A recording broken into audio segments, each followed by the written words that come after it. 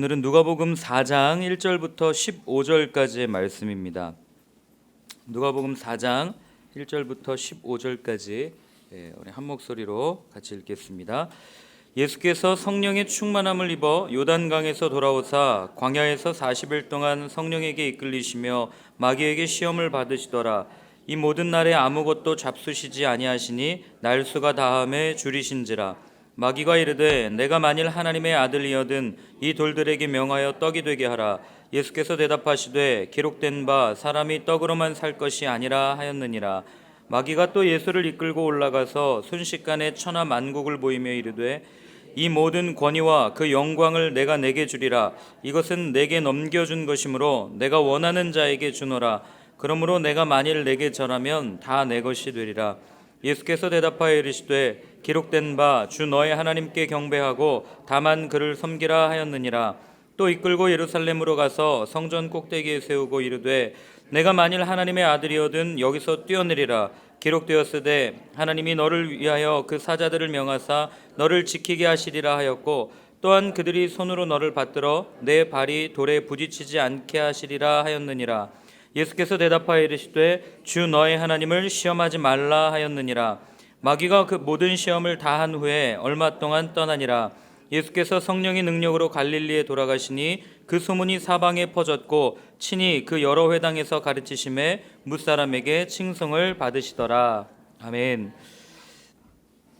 우리가 신앙생활을 하다 보면 이 스스로가 이렇게 성령 충만하다고 느껴질 때가 있습니다. 은혜 안에 거하고 또 은혜를 나누고 스스로는 성령 충만한 것처럼 이렇게 인지를 하고 그렇게 살아가지만 그런데 꼭 신기하게도 성령 충만하다고 할 때 우리는 걸려 넘어질 때를 경험하게 되는 겁니다. 성령 충만하면 내게 오는 모든 시험을 다 이겨낼 수 있을 것만 같은데 꼭 그때 걸려 넘어지는 이런 모습을 보면서 때로는 그 유혹에 넘어가는 모습을 보면서 좌절하기도 하고 때로는 힘들어하는 것이 우리의 모습입니다. 바울도 그런 말을 하거든요. 내가 복음을 전한 후에 내가 끊임없이 내 자신을 쳐서 복종함은 내가 복음을 전한 후에 도리어 내가 버려져서 그게 두려워서 나는 지금 내 자신을 복종한다라고 이야기하고 있거든요. 이게 무슨 말이냐면 나는 지금 복음을 전하고 있습니다. 나는 성령 충만한 삶을 살고 있습니다. 그런데 죄가 이 기회를 타가지고 율법으로 계명으로 말미암아 내 안에 들어와서 나를 변질시키고 나를 죽였다라고 바울이 고백하는 거예요. 이 얘기는 뭐냐면 지금 끊임없이 내가 주님을 따르는 것 같지만 언제고 넘어질지 모르는 우리의 그 연약한 삶을 바울이 잘 대변해주고 있는 겁니다. 그렇기 때문에 오늘 그런 면에서 이 예수님의 시험에 대한 이 시험을 이기시는 이 말씀은 그렇게 넘어질 수밖에 없는 우리에게 아주 중요한 점을 알려줍니다. 먼저 1절과 2절 그 앞에까지 한번 같이 읽어보겠습니다. 예수께서 성령의 충만함을 입어 요단강에서 돌아오사 광야에서 40일 동안 성령에게 이끌리시며 마귀에게 시험을 받으시더라. 우리 어제까지만 해도 바로 앞장까지만 해도요 예수님이 뭘 했습니까? 세례를 받으셨어요. 우리 그 다른 말로 왕의 대관식이라고까지 이야기할 정도로 이제 모든 사람에게 하나님의 아들로 인정받는 자리였습니다. 모든 사람들로부터 주목을 받는 자리였어요. 이제는 하나님의 뜻, 하나님의 마음을 가지고 세상에 나아가서 펼치기만 하면 되는 그런 시기였습니다. 그런데 이게 웬일입니까? 뒤에서 잘 보살펴주고 잘 받쳐서 떠받들어서 이제 왕으로 쭉 세워줘도 모자랄 판에 지금 뭘 당하고 있는 거예요? 시험을 당하고 있는 겁니다. 그런데 오늘 우리는 이게 성령에 이끌리어라고 표현되어 있지만 마가복음에 보면 좀 더 격한 표현으로 되어 있어요. 뭐라고 되어 있냐면 성령이 그를 광야로 내모은지라 이렇게 표현하고 있습니다. 이거 좀 해도 너무하지 않습니까? 왜 하나님은 이렇게 성령은 왜 이렇게 하셨을까? 물론 우리는 알고 있어요. 독수리가 그 새끼를 입에 물고 저 높은 곳으로 올라가서 떨어뜨린 다음에 날개짓 훈련을 시키고 또 다시 물어와서 또 잡아서 훈련시키는 것을 알고 있습니다. 훈련이라고 생각할 수 있어요. 그런데 이 본문을 단지 그런 훈련을 넘어서서 우리의 입장이 아닌 하나님의 입장에서 보면 우린 조금 다르게 생각할 수 있습니다. 하나님은 오늘 본문을 통해서 우리에게 말씀해 주시고 싶은 게 한 가지 있는 거예요. 그게 뭐냐면 바로 말씀만으로도 충분히 이겨낼 수 있다라고 하는 것을 우리에게 알려주시고 싶으신 것입니다. 우리는 세상을 살아가면서 악한 영을 대적하기 위해서 늘 하나님께 간구합니다. 이거 부족합니다. 말씀만으로는 부족합니다. 그러니까 이것도 주시고 저것도 채워주시고 끊임없이 달라고 간구하지만 이 모든 시험을 오직 말씀으로만 이겨내시는 그 예수님의 모습을 통해서 이 사단은 말씀만으로 그냥 끝장나는 아무것도 아닌 존재라는 것을, 우리가 말씀만 제대로 알고 있다면 이 사단인 우리가 두려워할 필요가 없다는 것을 오늘 본문을 통해서 우리에게 말씀해 주고 계신 겁니다. 그래서 여러분, 우리가 통독하자는 겁니다. 우리가 왜 설교보다도 왜 성경 말씀, 하나님의 말씀에 집중하자고 이야기하고 그것이면 족하다라고 외치는 이유는요, 간단합니다. 여러분, 사단은 설교로 이길 수 없습니다. 사단은 사람의 말로 적대할 수조차 없습니다. 좋은 명언이나 우리 귀에 듣기 좋은 말로 절대로 이길 수 없습니다. 사단을 이기는 방법은 딱 한 가지입니다. 오직 생명력이 있어 우리 심령과 골수를 쪼개기까지 하는 그 살아있는 하나님의 말씀, 그 말씀으로만 이길 수 있다는 겁니다. 그래서 우리가 설교는 조금 혹 건너뛸지라도 말씀은 읽자, 이렇게 이야기를 하는 것입니다. 그리고 나서 예수님께서 이제 시험을 당하시는데 어디에서 시험을 당하냐면 광야에서 시험을 당합니다. 마태, 마가, 누가, 세복음서는 예수님의 시험을 모두 광야에서 이 장소를 거기로 이야기를 해주고 있습니다. 우리는 광야를 생각할 때 흔히 아주 메마르고 황량하고 풀이 솟아나 있는 아주 사람들이 많이 살지 않는 곳이라고 우리는 그렇게 생각하지만 사실 이 광야는 그렇게 단순하게 생각할 만한 장소가 아닙니다. 광야는 구약 성경에 보면 하나님께서 자기 자신을 나타내셨던 거룩한 장소였습니다. 그렇기 때문에 광야에는 수도사들이나 선지자들이 주로 운둔해 있었던 장소였어요. 그리고 그 광야에는 또 이 도시에서 밀려난 사람들, 세상에서 살 곳이 없어 쫓겨난 사람들, 먹을 것이 없어서 도적질할 수밖에 없는 가난하고 도적대들이 그 광야에 또한 살고 있었다는 겁니다. 그것으로 끝이 아닙니다. 또한 당시의 배경으로 볼 때 마치 우리나라 옛날 일제시대 때 만주와 상해에 우리 그 독립군들이 거기 살고 이렇게 숨어 살고 있었던 것처럼 당시 광야에는 로마의 압제로부터 유대의 독립을 바라는 독립투사들이 숨어 있던 곳이 바로 광야였습니다. 그러니까 이 광야는 하나님의 현현, 하나님의 거룩함이 드러나는 거룩과 그리고 우리가 살아가는, 정말 먹기 위해 살아가는 그 세속이 동시에 존재하고 있는 곳이 광야였고, 인간의 생존과 그리고 인간이 바라는 이상이 공존하고 있는 땅이 광야였다고 하는 사실입니다. 간단하게 얘기하면 우리가 사는 세상과 동일하다는 것입니다. 그곳에서 예수님은 시험 받으십니다. 우리의 삶의 자리에서. 이 삶의 자리에서 우리가 살아가는 이 자리에서 시험 받는 것이 왜 중요하냐면 이 세 가지 시험의 내용을 보면 이것이 얼마나 우리가 주의 깊게 살펴봐야 될지를 분명하게 이야기해 줍니다. 자, 마귀가 와서 예수님을 시험합니다. 제일 먼저 뭘 얘기합니까? 배고프니까 와가지고 이야기합니다. 너 배고프잖아. 이거 돌을 좀 떡으로 만들어봐. 그럼 배부르게 먹을 수 있지 않겠어? 한번 만들어봐. 예수님이 얘기합니다. 사람이 떡으로만 살 것이 아니요 하나님의 말씀으로 산다. 이게 어디서 나오는 말씀입니까? 신명기에 전에 우리 함께 살펴봤던 왜 하나님이 광야의 길을 걷게 하셨는지 나오는 구절입니다. 너를 낮추시고 너를 굶주리게 하시고 쭉쭉쭉 하면서 뭐예요? 하나님을 알게 하기 위해서. 그래서 내가 만나를 주지 않았냐? 하나님의 말씀으로 살아간다는 걸 보여주지 않았냐라고 이야기할 때 나오는 본문이 신명기 8장이었습니다. 그리고 나서 마귀가 두 번째로 산으로 올라가요. 마태복음에 보면 여긴 나오지 않지만 거기 가서 뭐라고 얘기하냐면 이렇게 얘기합니다. 야, 이 모든 세상의 권위와 이 모든 것들 보이지? 나한테 딱 한 번만 절해라. 그러면 내가 이 모든 권세를 너에게 다 줄게. 그랬더니 예수님 뭐라 그럽니까? 내 하나님만을 섬기라 라고 역시 신명기 말씀을 통해서 사단을 물리치는 걸 보게 됩니다. 그리고 잠시 후에 사단이 다시 성전 꼭대기에 데리고 올라가서 이야기합니다. 이번엔 사단이 아주 머리를 잘 씁니다. 예수님이 자꾸 이 하나님의 말씀을 가지고 나오니까 마귀도 하나님의 말씀을 갖고 나온 거예요. 너 뛰어내려봐. 그러면 천사들이 널 보호해 줄 거 아니야. 너를 막아줄 거 아니야. 성경에 그렇게 이야기했잖아. 그랬더니 예수님이 뭐라고 얘기합니까? 주 너의 하나님을 시험하지 말라 하고 쫓아냅니다.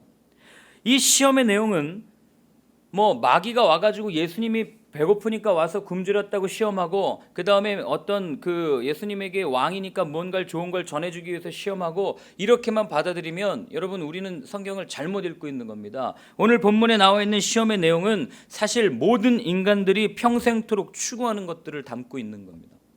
먹을 것 담고 있죠. 그 다음에 뭡니까? 세상을 지배하고 싶은 야망을 담고 있습니다. 그 다음에 뭐든 할 수 있다는 허영심을 담고 있습니다. 나는 아니겠지라고 이야기하지만 사실 여러분 우리가 함께 어디 가서 뭐 먹을 때 나만 빼고 먹으면 서운하지 않습니까? 예, 먹을 것 때문에 시험 듭니다. 그리고 또 우리는 세상을 지배하고 싶은 욕심은 없다라고 얘기하지만 우리 어렸을 때 책상에 줄 거놓고 넘어오면 너 알아서 해. 또 우리가 어느 공간에 가서 어디를 가서 자리를 차지할 때 조금이라도 더 넓은 자리를 쓰고 싶은 욕심이 사실은 다 그런 욕심들이에요.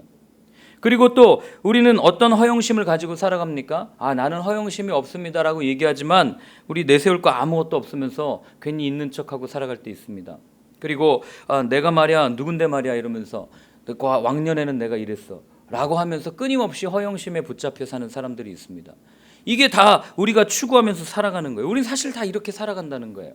이 말씀을 왜 드리냐면 이 시험은 어느 특별한 사람 또는 어느 특정한 장소에서만 일어나는 그런 유혹이 아니라 그냥 우리가 24시간 눈만 뜨면 우리 주위에서 매일 볼 수 있는 갈등거리들이 사실은 시험거리였다는 것입니다. 예수님이 광야에서 우리의 삶의 자리에서 시험을 받았다는 얘기는 결국 우리 역시도 우리의 삶의 자리에서 우리가 마주치는 모든 것들이 우리의 시험거리가 될 수 있다는 사실을 우리에게 이야기해 주고 있는 겁니다. 얼마나 막막합니까? 이 시험을 어떻게 이겨내나 우린 고민해야 되지 않습니까?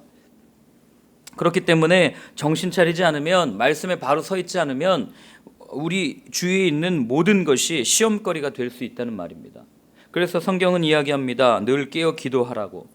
그렇지 않으면 우리는 늘 넘어지는 존재라고 이야기를 하는 것입니다. 그런데 우리가 그 시험 기사를 읽다가 우리는 늘 이 시험의 내용에 초점을 맞추지만 제가 오늘 말씀을 전하면서 이 시험의 내용 하나하나를 자세히 언급하지 않는 이유가 있습니다. 우리는 이 시험의 내용에 집중하지만 그러나 우리는 이 시험의 내용보다도 이 시험을 받으신 분의 초점을 맞추고 이 본문을 읽어 나가야 되기 때문에 그렇습니다. 여러분 사단도 그걸 알고 있었어요. 우리가 이 본문을 읽다 보면 두 번이나 반복해서 나오는 표현이 뭐냐면 내가 만일 하나님의 아들이거든 이라는 말입니다. 사단도 이걸 정확하게 알고 있었는데요. 우리는 이걸 읽으면서 가정법으로 생각을 합니다. 일어나지 않은 현재나 과거 일어나지 않았던 일을 마치 있는 것처럼 해석한다는 거죠. 그래서 읽을 때 너가 만일 하나님의 아들이라면 이걸 번역할 때 우리는 어떻게 받아들이냐면 너는 하나님의 아들이 아니잖아.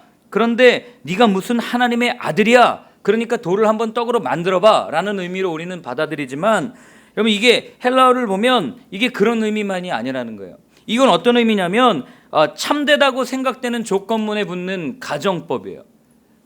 즉 쉽게 얘기하면 사단은 얘기하고 있는 거예요. 너는 하나님의 아들이야.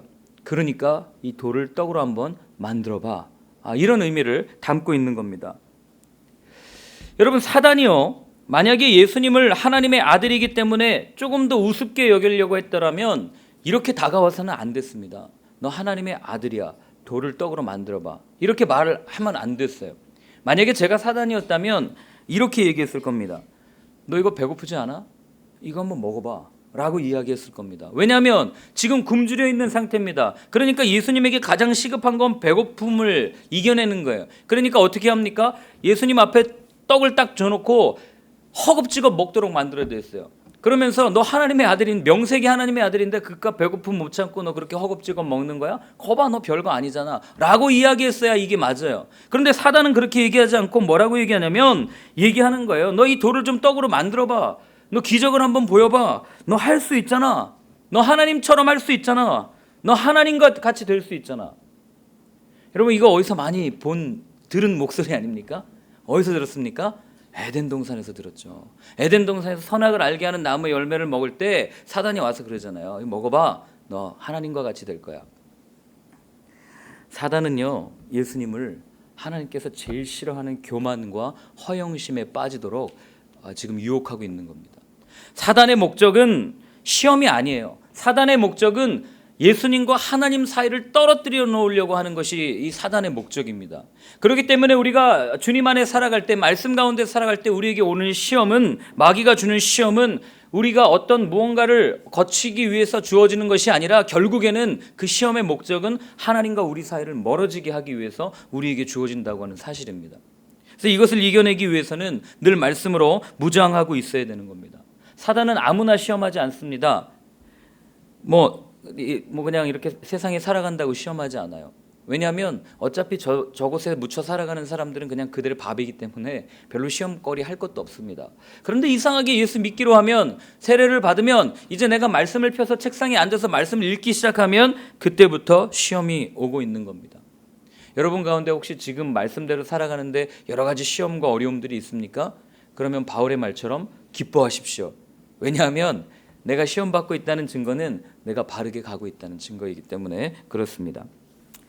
그런데 위에서 이야기했듯이 이 시험을 사실 내 힘으로는 이겨내기가 쉽지 않습니다. 예수님은 이렇게 말씀만으로도 이겼는데 왜 우리는 안 되나? 말씀은 많이 알고 있는데 쉽게 넘어지는 이유가 무엇인가? 간단합니다. 예수님에게는 우리에게는 있는 죄가 없으시기 때문에 그렇습니다.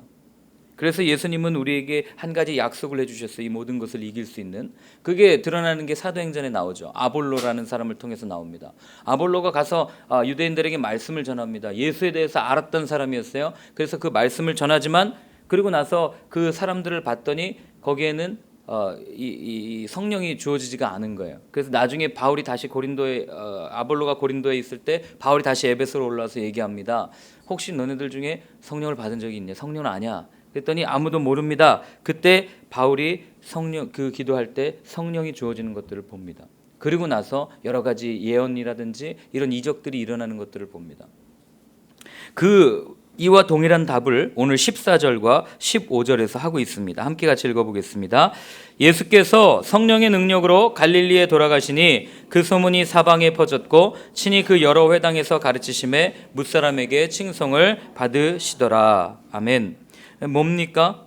성령의 능력이라는 단어에 우리는 주목을 해야 됩니다. 말씀을 바르게 보려면요, 성령님께서 도와주셔야 바르게 볼 수 있습니다. 말씀을 우리의 삶에 바르게 적용하려면 성령님께서 알려주셔야 합니다. 내 경험과 내 지식과 내 힘으로는 내가 원하는 말씀을 여기저기서 가지고 와가지고 짜집기 해가지고 조각해가지고 내 듣기 좋은 말, 조금만 더 격하게 표현하면 또 다른 우상을 만들어낼 뿐입니다. 나를 지지해주는 하나님의 말씀, 나를 늘 편안하게 해주는 하나님의 말씀 해가지고 무언가 또 다른 것을 만들어낼 뿐입니다. 여러분, 예수님의 사역의 원천이 오늘 보면 성령의 능력이었음을 기억하셔야 됩니다. 성령님께서 함께 하실 때 예수님도 예수님이실 수 있었다는 겁니다. 전에 요엘서 할 때 한번 말씀드렸습니다. 여러분, 제자들 한번 생각해 보십시오. 제자들 예수님과 늘 같이 살지 않았습니까?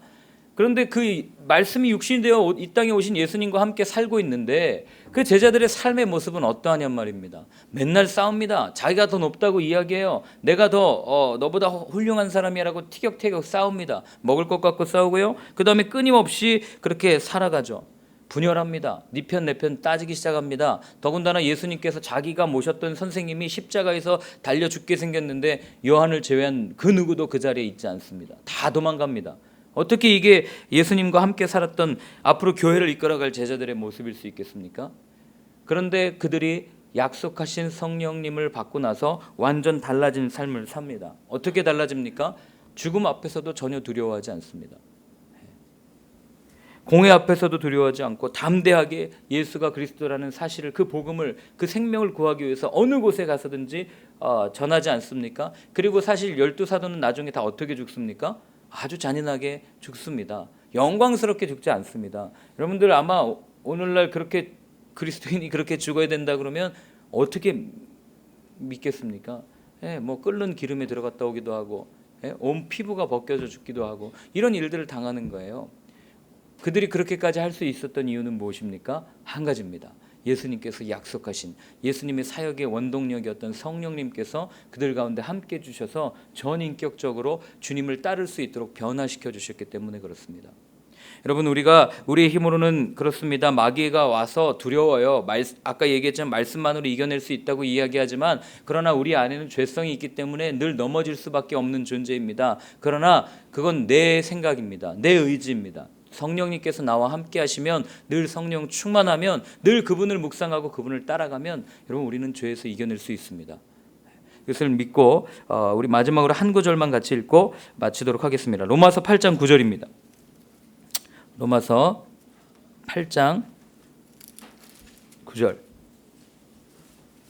우리가 왜 성령 받지 않으면 그리스도인이 아니라고 이야기하는가? 로마서 8장 9절에 있습니다. 함께 읽겠습니다. 만일 너희 속에 하나님의 영이 거하시면 너희가 육신에 있지 아니하고 영에 있나니 누구든지 그리스도의 영이 없으면 그리스도의 사람이 아니라.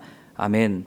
우리 이 시간 함께 같이 기도할 때, 하나님, 먼저는 내 안에 말씀을 사랑하는 마음을 허락하여 주시고, 그리고 두 번째는 하나님 정말 성령 충만한 삶, 하나님 안에 늘 거하는 삶을 살기를 원합니다. 아버지, 오늘도 자꾸 내 눈에는 세상의 것들이 들어오지만 오늘 우리의 시선을 들어 정말 이 말씀에, 또 우리 가운데 늘 내주하시고 함께하고 싶어하는 그 성령님께 우리의 모든 것들을 집중하는 그런 하루 되게 해달라고 우리 같이 한번 기도하겠습니다.